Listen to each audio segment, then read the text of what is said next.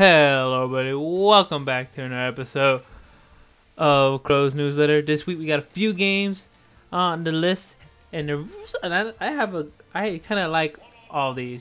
They're very unique in their own way. They have their own playstyle, and I think I covered a good majority. If you don't like it, and they have it by looking at an interesting story to tell. One might not like it, but I'm very interested in the first one. So, I'm gonna explain what happened last week, and I'll get started with that. But let's get started with the games. First game is for the PC.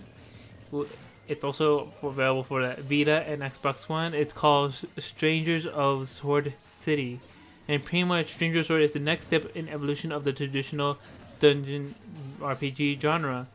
This title contains the three core elements of attraction for dungeon RPG: character creation, conquering various dungeons, and dungeon crawling gameplay. Furthermore, our experience and know-how with large numbers of titles with dungeon RPGs genre has allowed us to create and enhance support features that allow our users to enjoy the title of their heart's content. Press can switch between the beautiful, fantastic art style Yuku Tsukamoto or the art style of Oxygen. Sorry if I butchered that name. An artist, and apparently that artist is renowned for their cute characteristics, character graphics for the NPC installation in this game.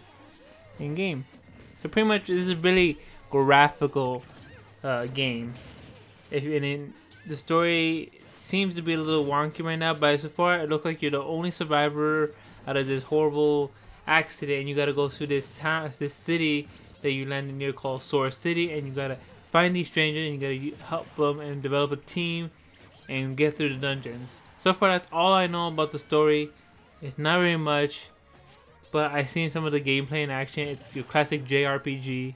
You're gonna be it's like it's your hack and slash kind of game. You kind of take a turn, your opponent takes a turn, and it's in a 3D perspective.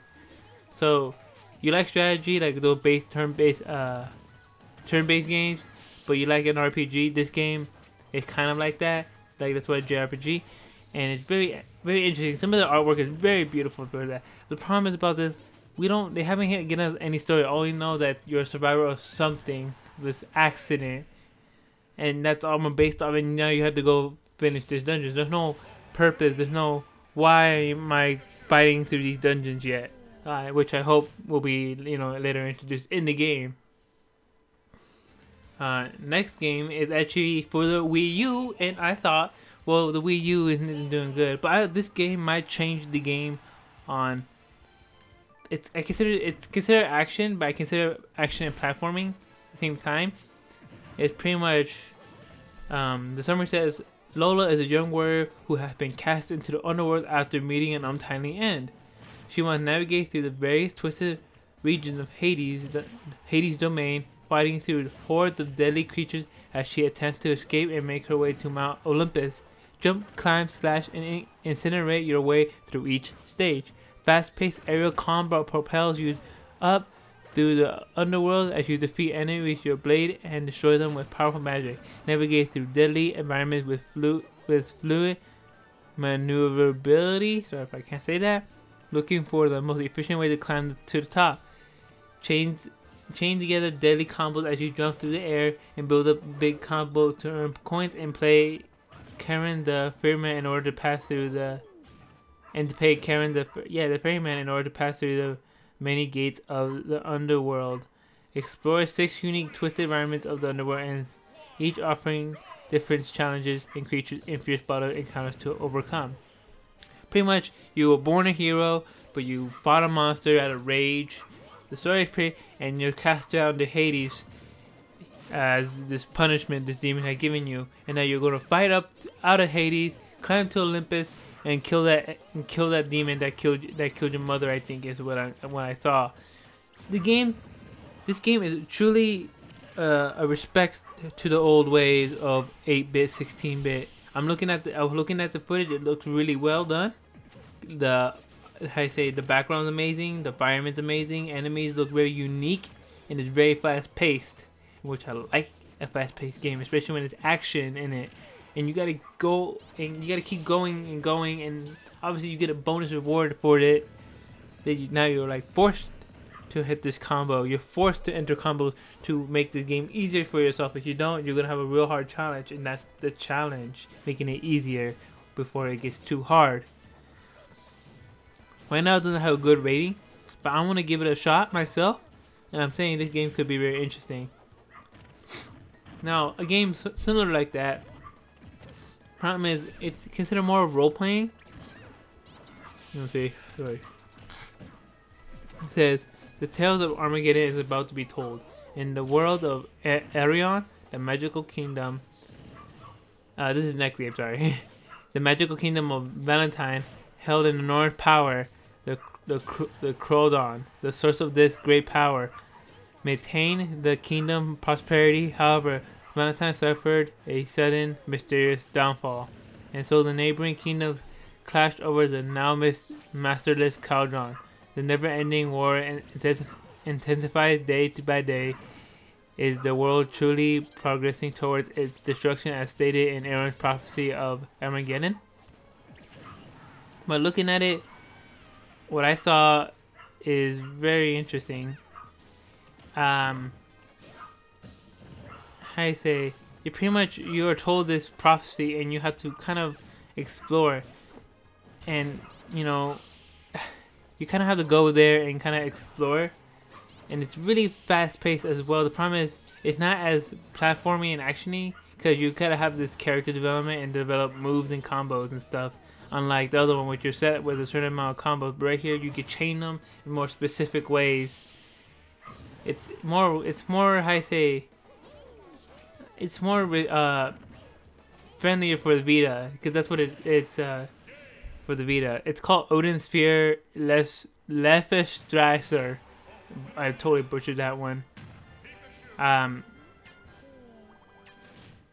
guess start like leaving like games and links, so let's just expect a list of games in the comments or whatever. But yeah, this game is really fast paced, and according now you have to like fix the world before it kills itself, and that's what I like about it. And it's very beautiful, the game design, especially the characters you're fighting.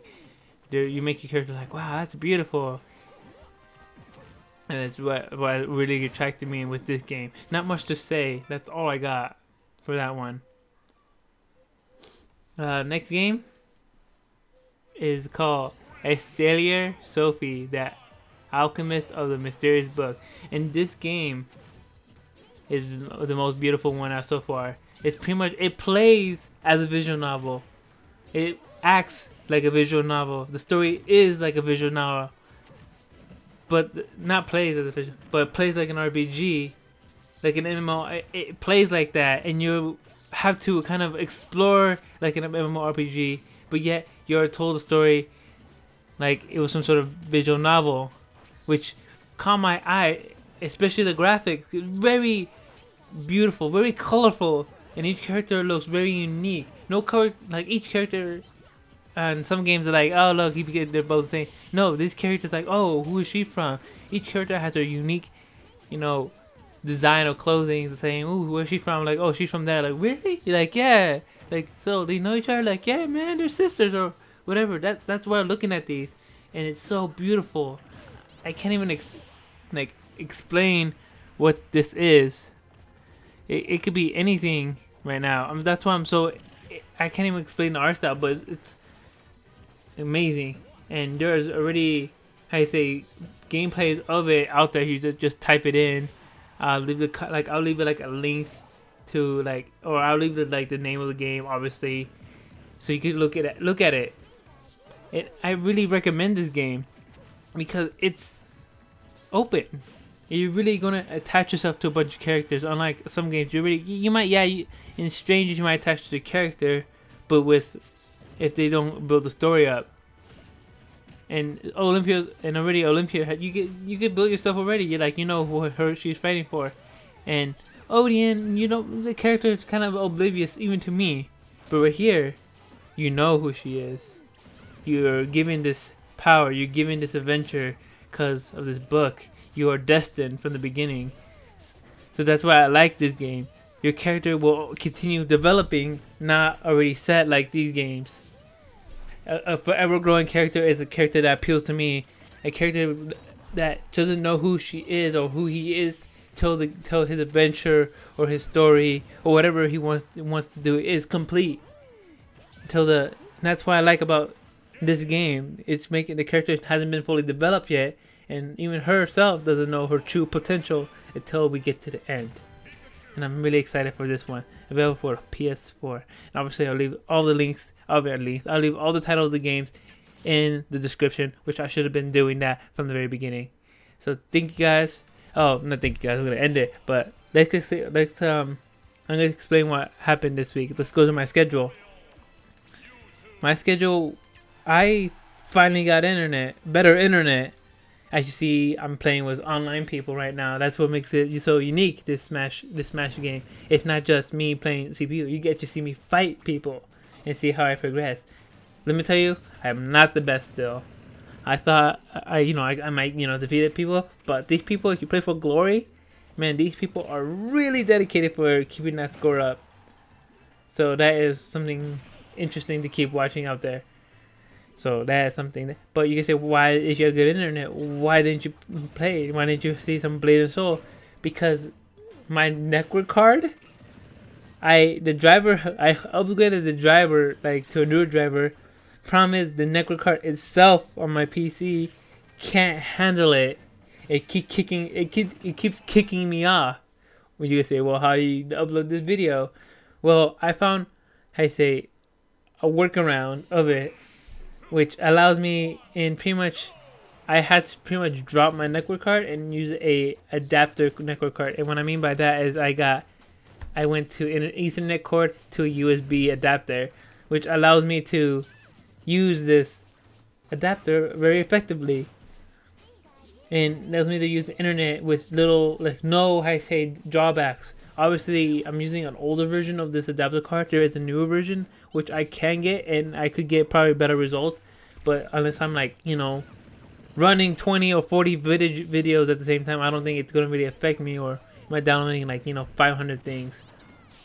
But right now, it's really good. It's doing great. I might upgrade to the next one if I need to slightly improve my performance. But right now, I am very happy with the results in my company. Now, obviously, what that means is I could get more footage out because I don't have to have horrible internet. I could probably get Minecraft and Blade and Soul. But right now, I'm only going to do Blade and Soul right now. I might get Minecraft, but I have to really do it I might have to do it on a day when I have more time. But that's all I got. So explain only Blade and Soul this week. I'm still trying to get with Raiden. We did have a recording session, but like I said, I lost the footage. Now I gotta wait till he does all this. So once we get a new schedule, I'm gonna make sure I record this footage, and we're gonna get some editing done and get some footage out there. But thank you guys for staying tuned with me. I hope you guys could, support anything. I'm already at 50 subscribers for me, so I want to get to 100 subscribers is my goal. So I'm gonna try to be pushing better quality footage. I'm gonna be, probably start playing some new games, probably purchasing new games, or playing some games that people don't really play nowadays, or something like that. I really want to do that, and spread my person, because I want this to be not a main job, but a nice second job that I could rely on for a little bit extra cash, so I can give you guys better footage. So thank you guys for sticking with me, and hope you guys see you next time. Bye bye.